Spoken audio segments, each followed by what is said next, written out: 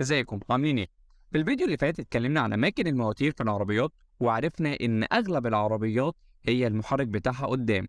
كده احنا خلصنا يعني؟ لا طبعا. خد اما اقول لك على تصنيف وتقسيم تاني جوه العربيات اللي الموتور بتاعها قدام. العربيات اللي الموتور بتاعها قدام بتنقسم لعربيات دفع امامي ودفع خلفي. بس عمرك سمعت عن الدفع الرباعي 4x4؟ اه طبعا سمعت عنه، ده معروف. طب سمعت عن 6x4؟ نعم. طب سمعت عن الدفع الكلي؟ ما ده نفس الفور باي فور يا ابني. للأسف لأ، كل حاجة من دول منفصلة عن التانية. فقبل ما نبدأ جهز قهوتك أو مشروبك المفضل ويلا بينا نبدأ.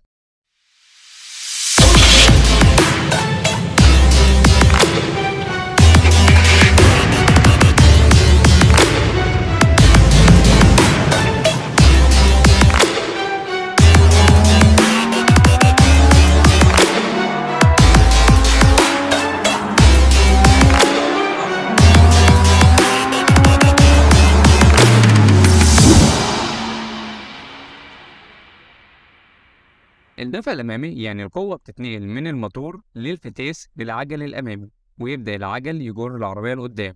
الدفع الأمامي من أهم مميزاته إن ما بيكونش فيه هدر في القوة اللي خارجة من الموتور. الدفع الخلفي يعني القوة بتتنقل من الموتور للفتيس للديفرنشال وبعدين للعجل الخلفي، وهنا للأسف بيكون في هدر للقوة اللي خارجة من الموتور. ده بسبب إن في جزء بيروح في الديفرنشال. الدفع الخلفي ليه ميزة مهمة جدا، إن الستيرنج بتاعه بيكون أفضل. كده خلصنا الدفع الأمامي والخلفي، وده معظم حال العربيات هنا في مصر. تعال لما أقول لك الدفع الكلي والدفع الرباعي والليلة دي بقى.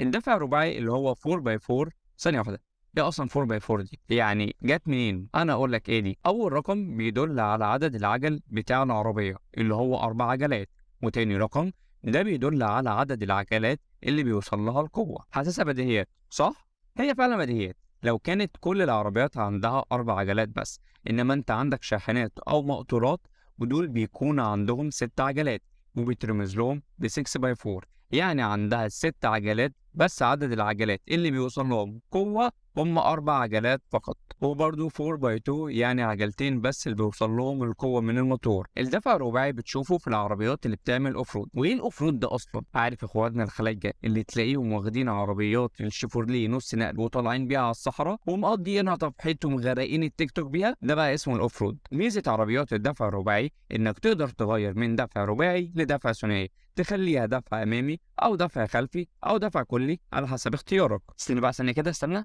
بص انا مش ساحر، بس انت جه في دماغك دلوقتي سؤال: ازاي بيتم كل ده؟ اصل ده مش سحر برضه. فاكر عربيات الدفع الخلفي لما قلت لك القوه بتتنقل من الموتور للفتيس للديفرنشال وبعدين العجل؟ هنا نفس الكلام، بس ده مش ديفرنشال واحد، دول 3 ديفرنشالات. يعني 3 هما 3 ديفرنشال يعني حضرتك. المهم واحد بيكون قدام والتاني ورا والتالت في النص، وده اكبرهم وبيتسمى بالترانسفير كيس. الله ينور الله ينور، ده شغل عالي الدفع الرباعي ده والله. ده الواحد ما كانش عايش يا جدع. للاسف ما تفرحش قوي كده، لان زي ما كل حاجه ليها مميزات ليها للاسف عيوب. الدفع الرباعي ما يفضلش تمشي بيه بطرق متسفلته او مستويه، لازم تغير وتخليها دفع امامي او دفع خلفي. بس ليه الغتاتة دي؟ عشان ببساطه في الدفع الرباعي هو فعليا بيوزع قوة الموتور بالتساوي. الموتور مطلع 100% قوة، يبقى كل عجلة هيوصل لها 25%. طب فين المشكلة في كده يا جدع؟ ده حتى برضو العدل حلو. للأسف مش في العربيات. دلوقتي لو انت بتاخد ملف او بتحول بالعربية يمين او شمال، العجل اللي جوه هيمشي مسافة اقل والعجل اللي بره هيمشي مسافة اكتر. يعني دلوقتي العجل اللي بره محتاج قوة اكبر، والعجل اللي جوه محتاج قوة اقل. تمام؟ تمام. هو ايه اللي تمام يا باشا؟ ايه اللي تمام؟ انت نسيت اني لسه قايل لك من شويه ان القوه متوزعه 25% بالتساوي على كل العجل. ده هيسبب تآكل ومشاكل في العجل والدفرنشال وليله كبيره قوي سعادتك. الدفع الكلي هو النظام المتطور من الدفع الرباعي. الفرق انك مش بتقدر تتحكم في القوه اللي واصله للعجل، الكمبيوتر هو اللي بيتحكم. يعني في الوضع الطبيعي قوة الموتور بتتوزع 80% للعجل الخلفي و20% للعجل الأمامي، وبالنسبة دي بتزيد على حسب الظروف المحيطة وبتوصل ل50-50. يعني مشكلة الملفات دي الكمبيوتر هيتحكم فيها وهيقلل القوة اللي واصلة للعجل اللي جوه وهيزود القوة اللي واصلة للعجل اللي بره. وبرضه من المميزات إن الديفرنشال اللي فيه مش كبير زي الدفع الرباعي، بيكون حجمه أصغر. بس تمام، الله ينور. بقى كل الشركات تستخدم الدفع الكلي ده ويفكوهم من الدفع الرباعي القديم. عاوزين نتطور بقى يا باشا. للأسف متسرع زي ما انت يا صديقي. وهو المصريين ما اخترعوش مثل الدهن في العتاقي من فراغ، ولا الأجانب كل شوية يقولوا لك اولد از جولد على الفاضي يعني. ومهما تطور الدفع الكلي، هيفضل الدفع الرباعي هو الأفضل على الإطلاق في الأوف رود وفي المناطق الجبلية. ده ليه؟ عشان ببساطة انت اللي بتتحكم فيه. انت شايف وضع العربية محتاج ايه. هل انت محتاج عزم عالي دلوقتي، ولا انت محتاج تخلي العربية دفع كلي وخلاص، ولا انت محتاج تخلي العربية دفع خلفي او امامي؟ انت اللي شايف. مهما كان الكمبيوتر متطور في العربيات، وهيفضل امكانياته محدودة قدام الطبيعة. ده كان كل حاجة محتاج تعرفها عن الدفع الامامي والخلفي والكلي.